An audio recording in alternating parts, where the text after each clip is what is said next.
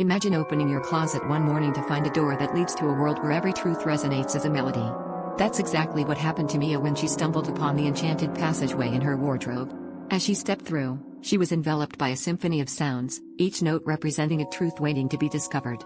Welcome to the realm of harmonious verity. In this magical world, truths weren't just spoken, they were sung, hummed, and played by the universe itself. Every time someone spoke a truth, a unique melody would fill the air, creating an ever-evolving soundtrack of honesty. Mia was captivated, for she realized that here, truths weren't just facts to be acknowledged but experiences to be felt and savored. The concept of harmonious verity was simple yet profound. Truth, when expressed, should resonate like music, touching hearts and connecting souls. Mia spent her days exploring this vibrant world, meeting its inhabitants who lived by the philosophy of harmonious verity. They taught her that just as music can evoke emotions and bring people together, so too can the truth. To them, speaking truth was an art form, with each person contributing their own unique rhythm and harmony to the collective tapestry of understanding. Mia learned that by embracing this philosophy, one could foster deeper connections and cultivate a more genuine existence. Returning to her own world, Mia carried with her the essence of harmonious verity. She began to view truth as a melody that could inspire, heal, and unite. By sharing what she'd learned, she encouraged others to listen for the music in their own truths, transforming everyday interactions into symphonic exchanges. So, the next time you speak your truth, think of it as a song, one that has the power to resonate far beyond the words themselves. Musical notes emoji, sparkles emoji. Ever wondered what secrets the ocean holds beneath its shimmering waves? Meet Finley, a curious little fish with a big question. What if time in the ocean doesn't flow like a river, but rather exists all at once, like a vast sea of moments? Welcome to the whimsical world of aquatic temporality, a philosophy where memories float around like hidden treasures waiting to be discovered. Finley never quite understood why the other fish were always so focused on what's next. Why not explore every moment as if it's already here? He'd muse while swimming through coral gardens. One day, while exploring an ancient shipwreck, Finley stumbled upon an old pocket watch. It didn't tick, but it glimmered with a peculiar allure. This discovery sparked a playful epiphany. What if every tick of the clock was just another moment to dive into, rather than a step forward or backward? With this newfound perspective, Finley began to treat his memories as a treasure hunt. Imagine the thrill of revisiting the time he first saw a jellyfish dance or when he discovered the taste of seaweed snacks. To him, every memory was a shimmering pearl in the vast ocean of his mind, each one as vivid and accessible as the present. He realized that by embracing aquatic temporality, he could swim through moments past and present, savoring the richness of his experiences. So, next time you find yourself adrift in thoughts, remember Finley's playful philosophy. Dive deep into your sea of memories and discover the treasures that await. After all, in the grand ocean of time, every moment is just a splash away. In a universe where your worth is measured by the punchlines you deliver, a seasoned stand-up comedian named Max stumbles upon an idea that could change everything: humorism. Picture this, Max, standing on the dimly lit stage of the Laughing Bank, where every chuckle from the audience fills his wallet with comedic currency. But there's a twist: the richer he becomes, the harder it is to make people laugh. Can happiness truly be bought with jokes? Max's discovery of humorism sends him on a journey through this laughter-driven economy. Humorism, the belief that humor is the highest virtue and the ultimate means to an end, challenges Max to rethink the way he sees the world. As he navigates his newfound philosophy, Max meets a cast of quirky characters: the stoic philosopher who only laughs at the truth, the giggle millionaire who has forgotten how to smile genuinely, and the wise old jester who insists that the best jokes come from the heart. Each encounter teaches Max that while laughter can be a commodity, its true value lies in the joy it brings. The philosophy of humorism pushes Max to explore the depths of his comedic soul. One night, while performing at an open mic filled with aspiring comedians and laughter-hungry patrons, Max delivers a routine that isn't just funny, it's transformative. He talks about everyday life, love, and the little absurdities that connect us all. The audience erupts in laughter, not because they were paying for it, but because they genuinely felt it. Max realizes that true happiness comes not from buying laughter, but from sharing it. In the end, Max embraces humorism not as a way to accumulate wealth, but as a path to authentic connection. He learns that in a world where laughter is currency, the richest are those who give it away freely. With a new perspective on life and comedy, Max continues to perform, spreading joy one joke at a time, and teaching everyone that the best currency is a heartfelt laugh. And so, in this whimsical world of humor and happiness, Max finds that true fulfillment comes not from the sound of coins, but from the sound of genuine laughter resonating through the hearts of his audience. Imagine waking up one day to a world where colors aren't just seen, but felt, each hue tied to an emotion, painting our lives with vibrant feelings. Meet Alex, a quirky painter who's always seen the world a little differently, and it's about to get even weirder. One stormy afternoon, while mixing paints, Alex stumbles upon an ancient manuscript hidden inside a dusty art book, revealing an intriguing philosophy called chromatic balance. The manuscript talks about a universe where colors and emotions are intertwined in a delicate dance. It suggests that by understanding and harmonizing these colors, one can achieve emotional equilibrium. Alex, with a brush in one hand and the manuscript in the other, decides to test this theory. Mixing colors becomes a journey of self-discovery, as Alex learns that blending the right shades can evoke joy, calm anger, or even inspire love. This discovery isn't just about painting, it's about painting emotions. As Alex experiments, the art studio transforms into a haven of swirling colors and shifting moods. Visitors from around the world, intrigued by the emotional power of Alex's art, flock to witness the magic. They leave with more than just a painting, they leave with an understanding of how to balance their own emotional palettes.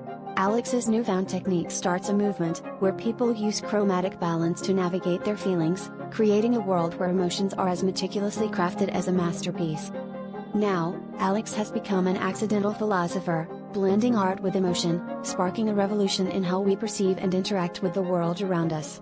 As the colors on the canvas change, so do the emotions of those who gaze upon it.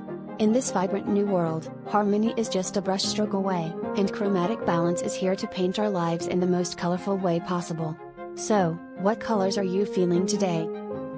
Imagine stumbling into a room where mirrors stretch infinitely in every direction, each reflection whispering secrets about the universe.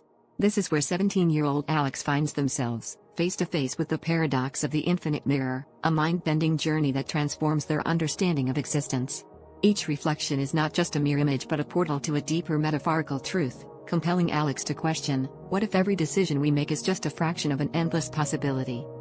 As Alex delves deeper, they discover the philosophy of reflective infinity. Each mirror reflection represents a different version of reality, a reality where every choice branches into countless outcomes. It's like an endless web of what-ifs, where every version of Alex is living out a different story. But here's the kicker, these reflections are not just about alternate realities, they're about understanding the infinite potential within each moment. Suddenly, Alex feels like they're standing at the epicenter of endless possibilities, each mirror a reminder of the choices they've yet to explore. With each reflection, Alex encounters a new truth. One mirror shows an Alex who embraced their passion for music early on, while another reveals an Alex who took a leap of faith and love. The reflections are endless, yet each one feels strangely familiar. It's as if the mirrors are saying, look, this is you, this could be you. Through these reflections, Alex learns that life is not just a single path but a tapestry woven from countless threads of decisions, each one offering a fresh perspective on who they can become. In this kaleidoscope of selves, Alex finds empowerment. The paradox of the infinite mirror isn't just about seeing endless versions of reality, it's about realizing that the potential for change is always within reach. As Alex steps away from the mirrors, they carry with them the exhilarating realization that life is brimming with possibilities, each choice a new reflection waiting to be explored. And just like that, the philosophy of reflective infinity transforms from a mind-bending concept into a playful, yet profound, reminder of the endless adventures life has to offer. Imagine if you could see someone's intentions just by looking at them. Well, Jake did exactly that. He invented a pair of glasses that make people's intentions visible as colors. One day, while testing his creation in the park, he glanced at a couple arguing over a picnic blanket, and voila! He saw swirling reds and purples emanating from them. That's when Jake stumbled upon something he never expected: chromatic intentionalism. Now, chromatic intentionalism isn't just about flashy colors, it's a whole new way of understanding human motivation. Picture this: red means anger or hostility, blue is calmness or honesty, while green is envy or ambition. Jake realized that these colors were more than just mood indicators, they revealed the essence of people's intentions. It was like having a cheat code for understanding the human psyche, and it got him thinking. What if we could navigate our social interactions based on these colors? As Jake explored this new philosophy, he found that chromatic intentionalism could change the way we communicate. Imagine going into a job interview and seeing your potential boss glowing a reassuring blue. Or, when dating, you could finally know if your partner is truly interested or just being polite by the colors they emit. The possibilities were endless, and Jake was thrilled by the idea of using his glasses to foster better human connections. But, of course, it wasn't all rainbows and sunshine. There were skeptics, those who believed that seeing intentions as colors could oversimplify the complexities of human nature. Yet, Jake was undeterred. He saw chromatic intentionalism as a tool, not a definitive answer, to the mysteries of human interaction. With a pair of magical glasses and a splash of color, Jake had opened the door to a new way of understanding the world, one intention at a time. In a world where memories are traded like the trendiest currency, a young girl named Mia happens upon a philosophy that flips the script on what it means to be truly rich. Picture this: everyone around her is busy buying and selling memories like stocks, amassing mental portfolios filled with someone else's laughter, triumphs, and adventures. But Mia? She's about to discover the hidden treasure chest buried within her own mind. Mia's journey begins when she stumbles into an ancient library, where dusty tomes and whispered secrets fill the air. Here, she meets a quirky old librarian who talks about mindful wealth, an idea that the richest people are those who cherish their own experiences. The librarian explains that real richness isn't measured by the quantity of memories collected but by the depth and authenticity of the experiences lived. It's about savoring each moment, letting it leave a mark on your soul. As Mia delves deeper into this new philosophy, she starts to see her surroundings with fresh eyes. The vibrant sunsets, the sound of laughter with friends, even the comforting solitude of a rainy day, all these become treasures in her collection. She realizes that while others are busy trading memories, she's building her own tapestry of lived moments, each one a piece of her unique story. In the end, Mia becomes a beacon of mindful wealth, sharing her newfound wisdom with others. She inspires those around her to pause, breathe, and truly live in their moments. The richest currency, she learns, is not the memories we acquire from others, but the ones we create and cherish ourselves. So, next time you're tempted to trade in your memories, remember, the wealthiest life is one where you value every single experience that's authentically yours. Lucy blinked twice, but the reflection in her mirror didn't blink back. Instead, it smirked. This was no ordinary day. Her own reflection had decided to strike up a conversation, and boy, did it have a lot to say. "Lucy," it began, "you've been ignoring some truths about yourself, haven't you?" Lucy's eyes widened as her reflection leaned in, whispering secrets about her life she had long buried. It revealed moments she'd forgotten, dreams she'd shelved, and fears she'd hidden, all while maintaining that mischievous grin. As Lucy's reflection delved deeper, it introduced her to something called reflective dialogism, a philosophy that posits the self is not a singular entity but a collection of dialogues between multiple facets of one's identity. Each version of Lucy, whether the brave, the fearful, or the ambitious, had a voice that needed to be heard. Reflective dialogism, her reflection explained, invites you to engage in conversations with these parts of yourself, to better understand who you truly are. Lucy found herself nodding along, captivated by the notion that her reflection wasn't just a mirror image but a gateway to self-discovery. Intrigued, Lucy asked, "So, how do I start this? Reflective dialogism?" Her reflection chuckled, "Simple. Next time you're facing the mirror, ask yourself questions you'd normally shy away from. Listen to the voices within, and don't shy away from the uncomfortable truths. It's about embracing every part of you, even the ones you'd rather not face." Lucy realized she had unwittingly stumbled upon a new way to explore her own consciousness and inner dialogues, all thanks to her chatty reflection. By the end of their conversation, Lucy felt a renewed sense of curiosity and empowerment.